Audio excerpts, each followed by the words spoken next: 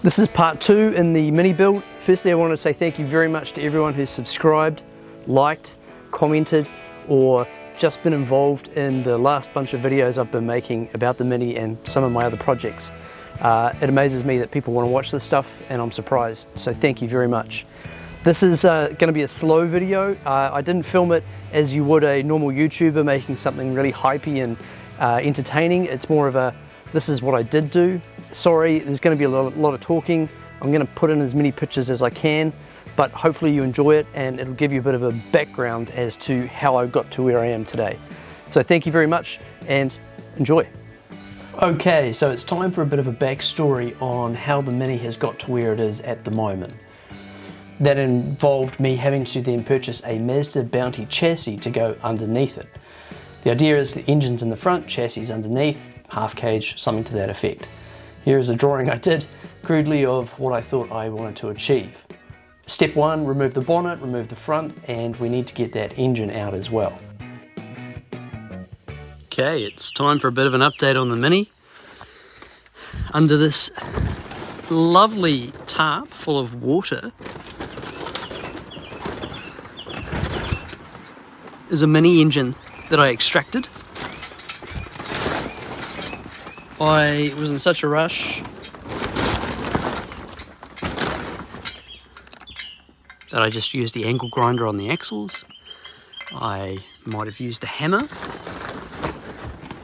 I was very violent. Anyway, so here we have now the front fender wings cut off as well, and a bunch of the other stuff that was on the firewall as well. We've got a bit of space in here, but we need a lot more. So this subframe will have to be removed. All of this bulkhead or firewall will be cut out, as I may have mentioned. Loki has been helping. When I put the Ute chassis underneath this, it's going to have to run all the way down here. Obviously I have to reconnect bits and pieces. But this tyre here, with the new wheels set up, will probably be about this far out. So it's going to be inevitable to have flares or wheel fender extensions of some description. Essentially, we're going to almost canoe or taco this whole thing out and then wrap hoops around that then come back and connect to the Ute chassis frames that run the length of the Mini. And that'll give me as much space as I can get for the engine and for the gearbox to be in there as well. The good thing about that Bounty chassis is that it's got torsion bar front suspension, so there's no spring to worry about too much over here. There is a shock and it is a AA arm setup, but it means that the spring runs along with the chassis, so that should help me save some space and mean that I don't have to get into this area too much. The good thing is though, as you can see here with this Mini, the steering rack is behind the front axle point of the wheels, which would interfere with the engine. With the Bounty chassis and the steering box being here, everything's forward of where the engine would be, and hopefully it's going to be fairly straight, meaning, and you know, nothing's going to interfere. When I'm sitting in this, the steering column obviously is going to go from about here all the way back, and I'm actually probably going to be sitting about here. So the steering column isn't going to be as straight up and down as this one is. It's going to be pointing more from here and coming back, and my hands would be about here or so. So we're going to have a quick release with an extension for the steering wheel as well. So I actually couldn't get as far as I wanted to the other day on this. That's okay though. That's why it's called a video and video editing. You get to see this all in one go.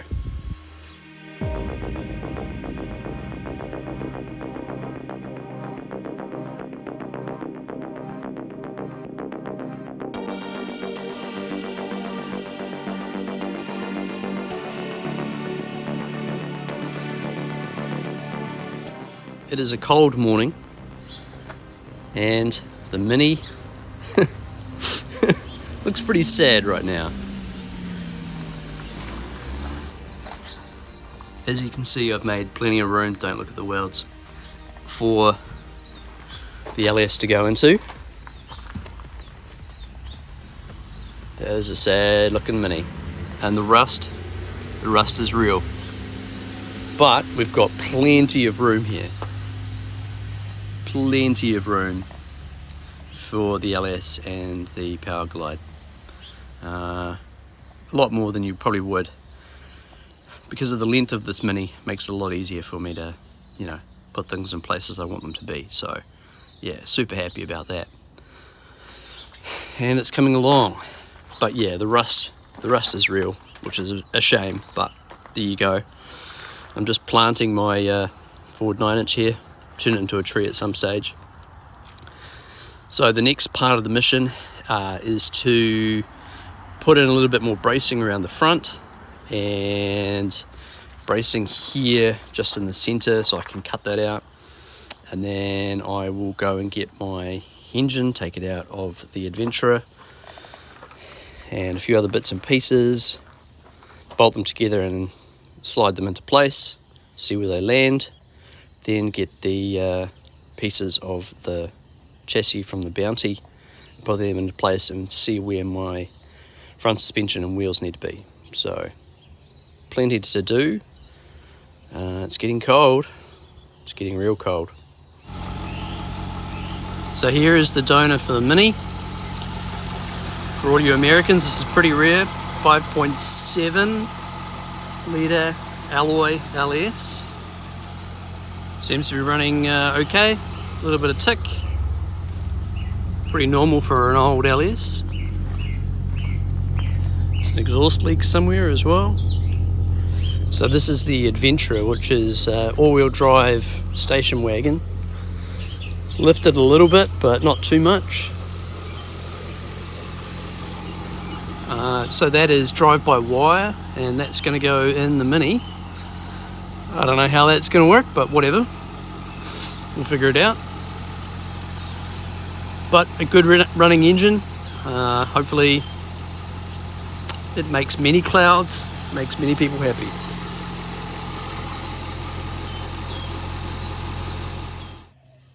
Stuff is getting done. Here it is.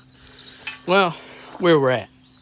So I've pieced together the ute front part of the chassis that I cut up, and trying to figure out where it all fits. And you probably can't tell with how wide this lens is, but it's pretty low.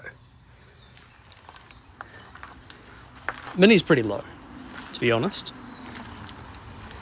So, where to from here? These are the torsion rods. I've taken them out so I can slip the spline on there, lower it a little bit. Perfect. These are pieces of the chassis that are going to extend further back into the Mini. I had obviously cut them so I could transport the chassis. I'm going to tack them back together onto the front parts of the chassis that are under the Mini here. And I'll put a photograph up. You'll probably see, how I wanted the wheel to be, where I want it to be in the front of the Mini. So it's actually going to come back just a little bit more. I'm actually going to have to get rid of this door hinge here and do an internal door hinge and repair all of that, obviously. I've just started spraying this with rust converter where I can, places that I'm going to have to replace with new metal, obviously. But I want the wheel here, and then when the fender is on top of it, we're actually going to have to do a wheel arch that comes out. But it's actually not that bad. Like, I thought that it would be a lot wider. It's actually, it's not too bad. It just looks different seeing a 15-inch wheel in there instead of the standard Mini 10-inch wheel. So, those in there, torsion, tension, torsion, rods in there, weld, bolt to there, sills. They're called sills. Why could I not think of that word? Fix rust and put a motor in it and go do burnouts.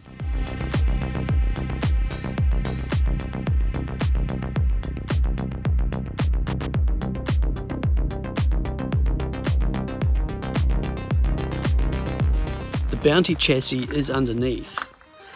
And don't roast me, I'm not a welder. I've never proclaimed to be. What I've done is I welded in the ute chassis here and here, and I've just put them on, bolted them in with these like pivots essentially, and it's loose up the front. That beam there goes from left to right. It's just so we can move it around. When I give the Mini to my friend Grant, he's going to put in a hoop around the firewall and a hoop around here, just a half cage that'll go back to the suspension towers wherever that exists.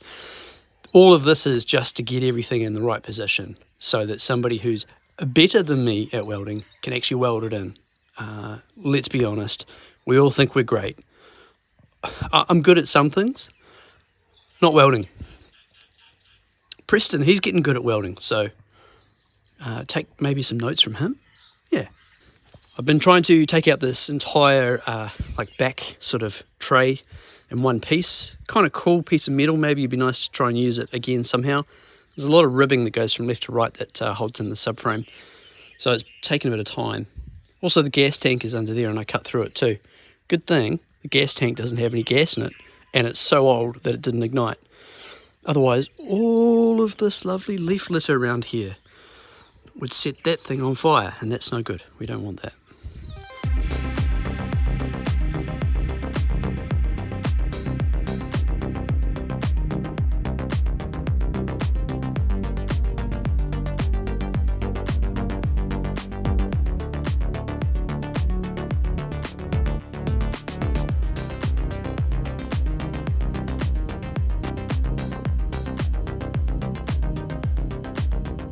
And as you can see,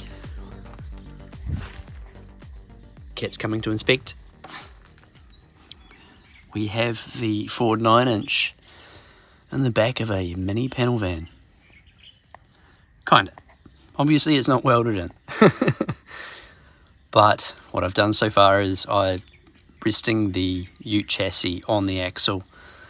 Grant will be adding in the forelink that I've got for this to suspend it, obviously. A lot of people don't run suspension in their Burnout cars. I want suspension because when you've got suspension you can drive the wheels into the ground and do better stuff. Science. So don't look at my welds, I'm not a welder.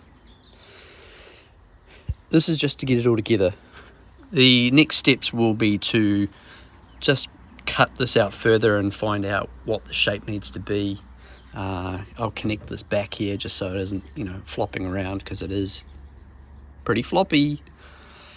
And I guess pluck the engine out of the Holden Adventurer and chuck it in here and see where it fits. It's time to harvest the engine for the Mini. Gosh, I wish there was an easier way to get this axle out that's stuck.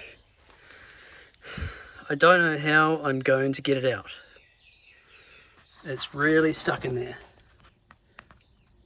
And that nut is not coming off. Only if I had some magical way to remove it. It's amazing. It just fell apart. Like, how does it? It's hot. I don't know. Why did it just? I mean, that makes things so much easier for me. Obviously, now I can, remove the engine so much more easily. Wow. Manifolds off. Yep. Airbox out. AC pump to the side.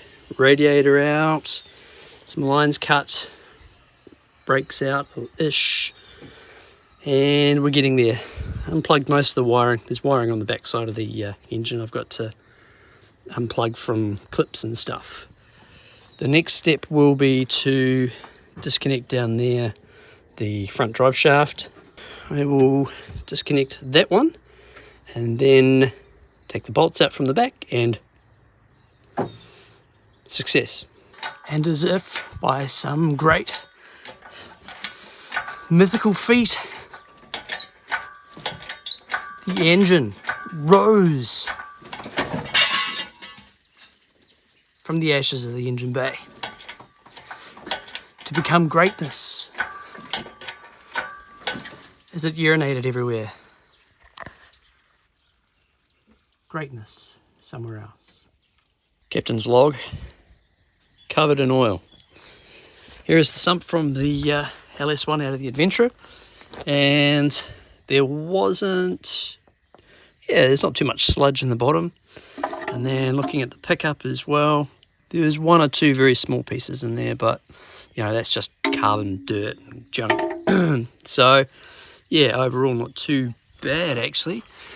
There's a lot of junk in here on the outside of the block that I've got to tidy up. But I've just received my pan, which is awesome. Rear sump pan, so I'll chuck that on. I won't put it on fully because we're going to have to do things like the seals front and rear. But that'll be a job for a mate of mine to do. So yeah, overall this engine actually looks really good. Every time you'd start it up, there's no lift to tick or anything like that, and it would just pop off, so it was good. Also, here are my up and forward headers. I just got these today. These are made in China, and look, man, they can make a cheap product, but sometimes I'm not, 100% happy with quality. Like these welds around here, these will leak. So I will definitely TIG these up and make sure that they're not leaking. Not that it really matters because this is a burnout car, and the idea is just to make as much smoke and mayhem as you possibly can. But anyway, I went with up and forward. Normally people would do a turbo with this, but the reason is that these are going to go up and forward. Right, bear with me. Yes, that is very, very close. Up and forward. The exhaust pipe's going to pop out here, so like bullhorns. So, minty.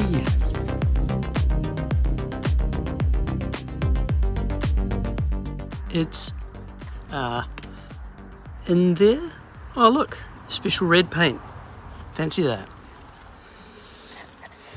So still being held up by the engine hoist, but I'm just got it resting on the cross member just below the motor there. It fits and there's plenty of room, and the engine pretty much ends where the firewall was. Kind of. And clearance for the up and forward headers as well. Alternator's pretty tight. Probably going to have to notch a few things around here. But an LS and a Mini, it's certainly possible. And you can see from the back side, look how much room there is. Whoa, look how much room there is. It's going to be actually pretty easy to put a firewall on this now.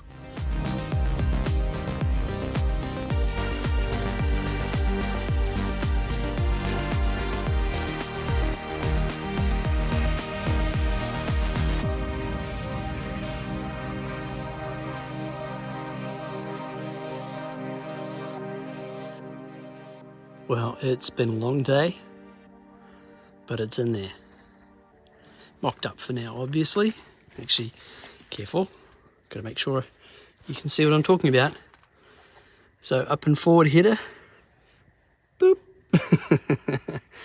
It's going to be the shortest exhaust pipe I've ever run on anything. And the body is actually not lined up. It needs to go over this way a bit more. But the Ute chassis, the Adventurer engine, the Mini body, yeah.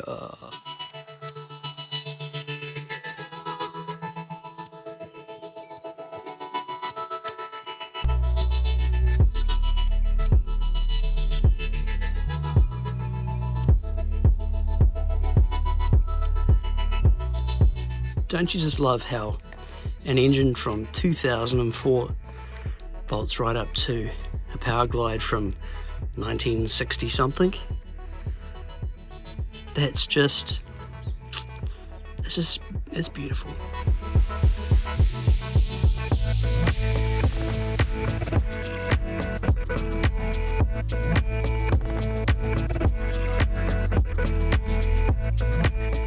I've been trying to figure out, there's the old seat, the position for my pedals, brake pedal, accelerator and steering wheel, waiting for a new steering wheel to come.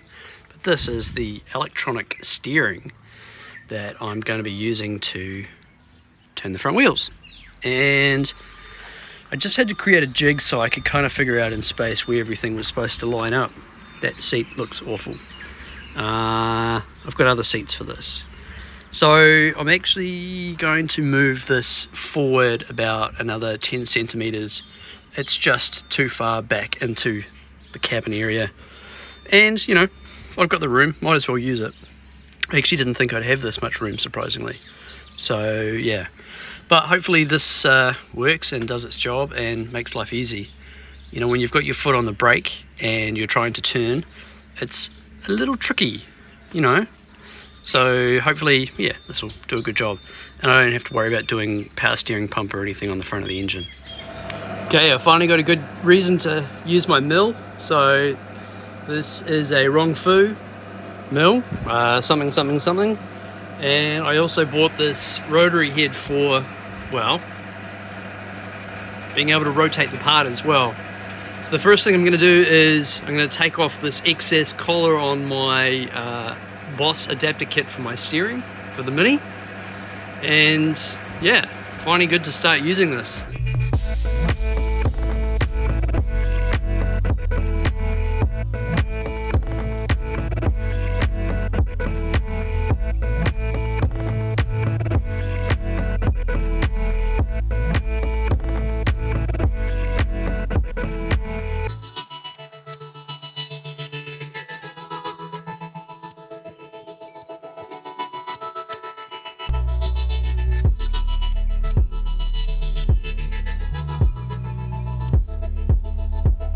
I'd love to see if you want more of it.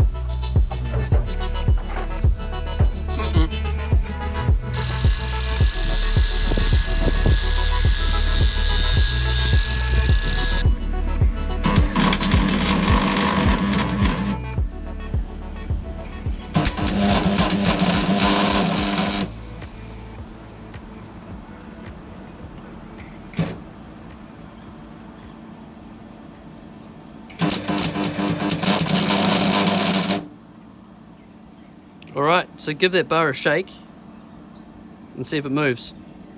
Like, put some weight into it. Does it feel like it's one with the car? Yeah, it does actually.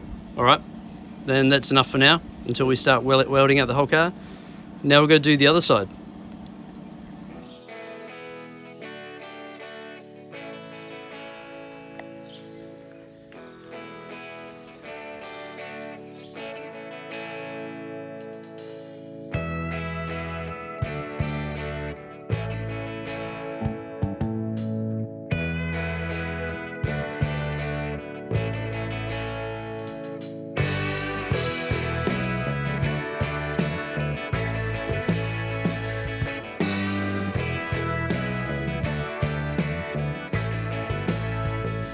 So now that you've just endured all of that, where to from here? Well, the next steps are a lot of fabrication. I've got a lot of welding to do, a lot of metal to make, a lot of fabricating. You know how it is. I'm not even close to getting this engine started, not even close to getting this thing running in any shape or form. So over the Christmas holidays, I'm going to be spending most of that time getting this thing put together. So I'm going to be filming that. Hopefully you enjoy it and stick around. I'll be making lots more interesting content. Thanks guys.